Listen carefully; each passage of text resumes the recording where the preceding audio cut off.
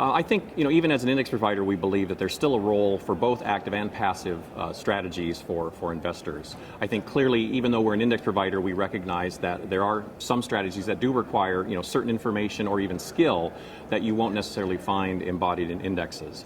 So the way we like to look at it is there's clearly more choices for investors. So in the past, you might have been limited on the passive side to broad market index funds, which gave you basically broad market exposure, and then everything else you would have to delegate to an active manager, presumably because they had some amount of skill or superior information.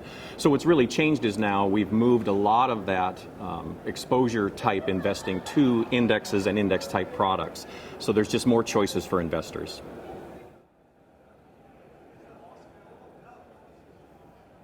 I still think it's relatively early days for this industry. I think clearly we're seeing a lot of product innovation. New products and new types of investing ideas continue to come to market.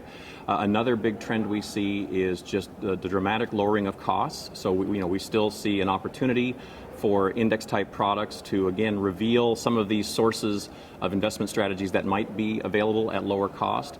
So we'd like to think that there's still a lot of room for this industry to grow. We definitely know there's been a lot of market volatility lately, and even though in some cases you might think that might move people back to more active strategies, we also know that on the index side, we can create defensive strategies or low volatility strategies as well. So we'd like to think that even in times of market turmoil, we're actually fairly well positioned for the types of outcomes that investors might be looking for.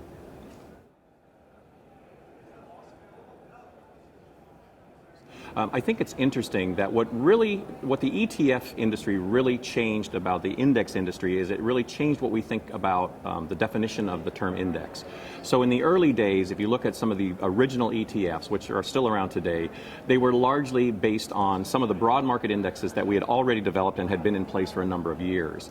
At some point, the market then was looking for more innovation, and so what really broke ground was when we started to calculate indexes or create indexes that no longer were restricted just to being broad market and necessarily weighted by a company's size or market capitalization. So there was clearly an evolution of thinking about indexes more broadly as rules-based and transparent constructs, which could now be applied to a number of different areas. And I think obviously then another evolution has just been in the drive of driving down costs. So I think again increasingly we're able to take what was once maybe an active type strategy and take some of the exposures of those strategies and move them into a more transparent rules-based format, which an ETF provider can then offer at a much lower cost.